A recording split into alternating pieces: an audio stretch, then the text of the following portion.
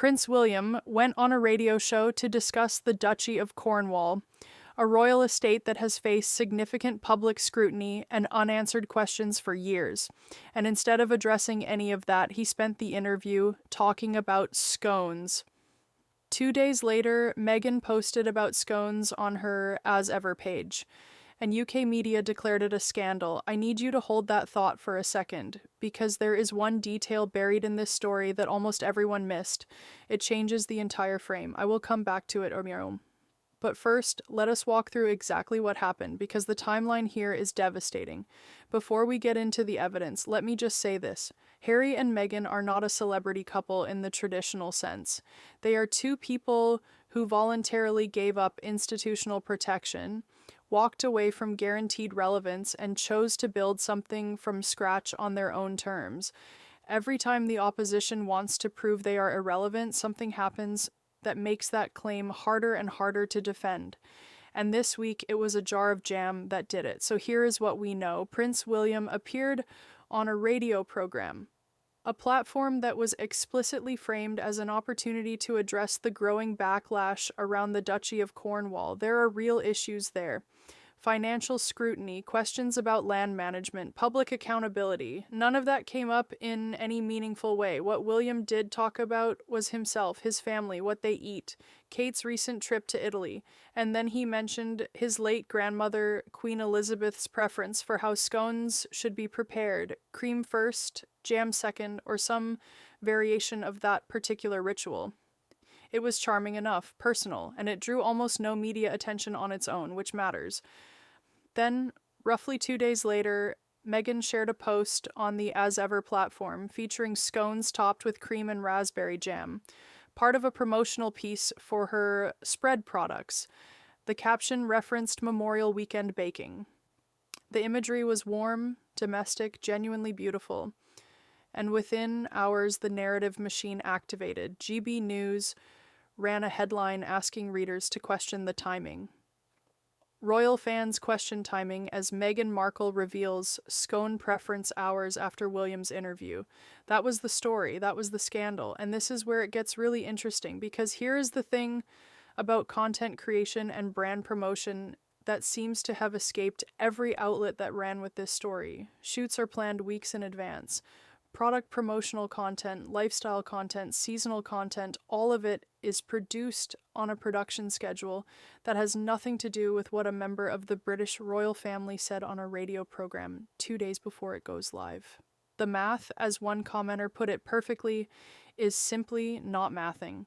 The idea that someone at As Ever saw the William interview immediately pivoted the entire Memorial Weekend content calendar, filmed, edited, and published a scone post within 48 hours. That is not how any of this works. Anyone who has ever managed a brand, a social account, or a content schedule knows this instantly. But here is the part most people completely missed, and I promised I would come back to it, so stay with me. This was not even a new piece of content for Meghan's brand. When As Ever first launched its spreads, the original product description explicitly mentioned scones. The exact wording accompanying the launch post read, "Our rendition of a tea time classic, spoon it over warm scones, swirl it into yogurt, or enjoy it simply on toast." Scones were baked into the identity of the product from day one. Meghan was not reacting to William. She was continuing content that predated his interview by months. So if we are doing the timeline exercise that UK media loves so much, Meghan talked about scones first, and that is not an opinion. That is just the sequence of events. Now, the comments section this week was something else entirely, and I want to read a few, because the people in these spaces are consistently sharper than the people writing the headlines. One person said this: "The Waleses have literally been copying the Sussexes from the very beginning." And then they laid it out. When Harry launched a traveling sports documentary, William started a traveling climate show. When Meghan came into the royal family wearing power suits, Kate abandoned court dresses and started wearing trousers, and then attempted a power suit phase of her own. When Harry and Meghan did streaming documentaries, William abandoned the BBC and started placing content on streaming platforms. When Meghan launched her jam, talked about her recipes, and began building a cooking and lifestyle brand, Kate announced at an engagement that she makes jam, has her own jam recipe, and then did a tour to Italy where she filmed a pre-recorded cooking segment that looked remarkably familiar in concept. I know, right? And another commenter put it even more directly.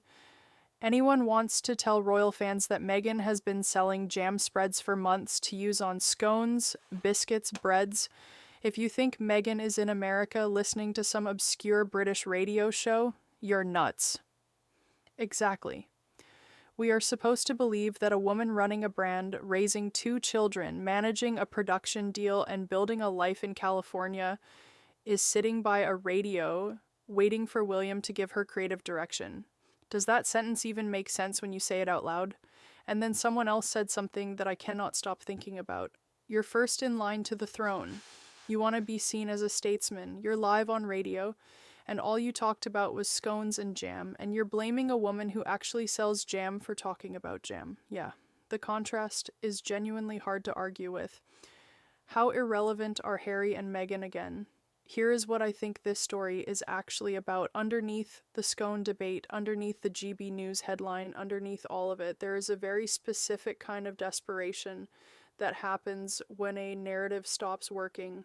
For years, the dominant story about the Sussexes was that they were finished, irrelevant, that leaving the institution meant losing the audience. And that story kept not being true. The numbers kept being real. The projects kept connecting.